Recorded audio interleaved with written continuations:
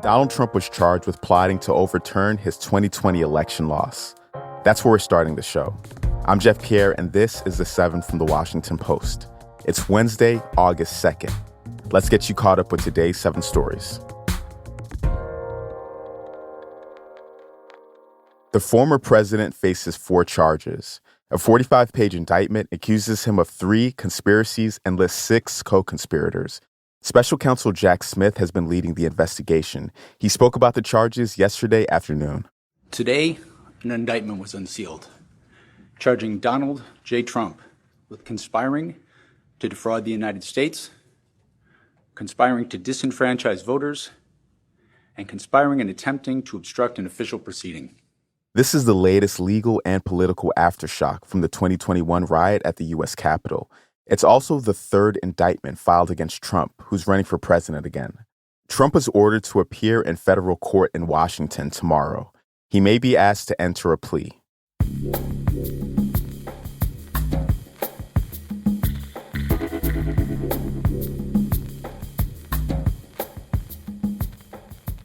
Number 2. 2 Michigan Republicans were charged over alleged voting machine tampering.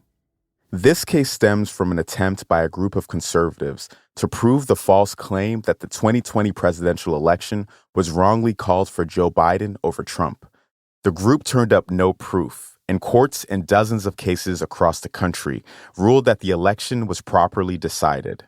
Yesterday, a former state lawmaker and a losing candidate for Michigan Attorney General were charged with felonies involving voting machines, and more charges could follow.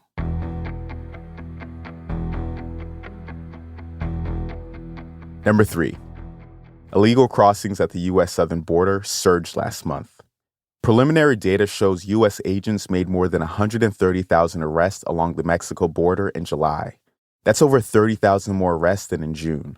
The spike in arrests was most pronounced in the deserts of Arizona, despite a heat wave there, with temperatures over 110 degrees. The numbers come as President Biden's new border strategy faces political scrutiny and multiple legal challenges. But the new arrest numbers are still lower than they were before the new policy came into effect. The policy encourages asylum seekers to schedule official appointments.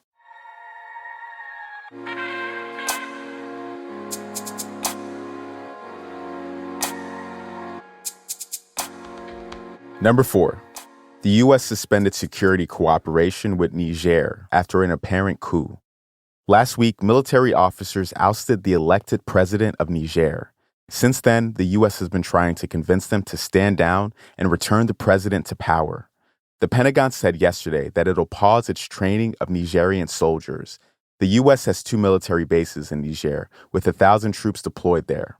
The West African nation has been an important ally for counterterrorism efforts throughout the region.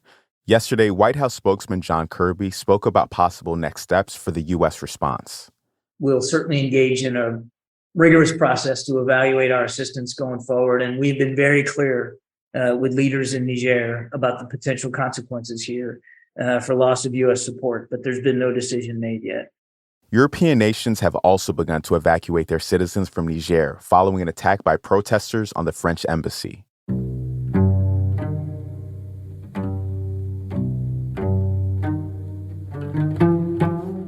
Number 5.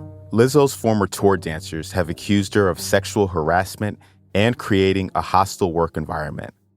3 dancers allege in a lawsuit filed yesterday in a Los Angeles court that the Grammy-winning singer exposed them to a sexually charged and uncomfortable work environment. They said the situation was so severe that it made their employment conditions intolerable. They also accused Lizzo of yelling and cursing at performers and shaming one of the dancers for gaining weight.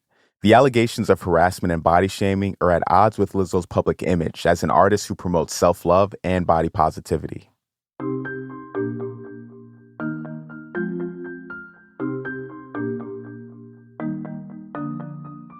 Number 6. Most parents don't know that exposing infants to peanuts can prevent allergies. Since 2017, health officials have recommended that parents introduce small, supervised servings of peanut products to their babies between 4 and 6 months of age. The early exposure can dramatically lower the risk of developing peanut allergies later on.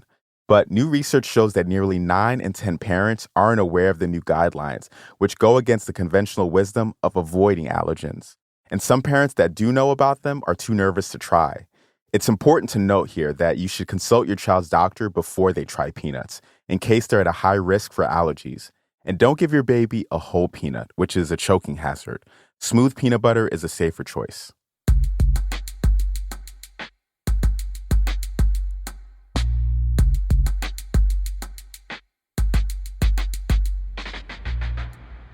And at number 7, a Chinese zoo denied rumors that one of its bears is a human in disguise. A video of a Malayan sun bear standing upright and appearing to wave at visitors has gone viral. Millions of people saw it, and a lot of them said it looked suspiciously like a person dressed up in an ill-fitting bear suit. So is it a bear or is it a human? According to Hangzhou Zoo, it's a 4-year-old bear named Angela, and now she's famous. The zoo had a spike in visitors this week as people came to see her. You have to see this video. Check it out on our site and decide for yourself.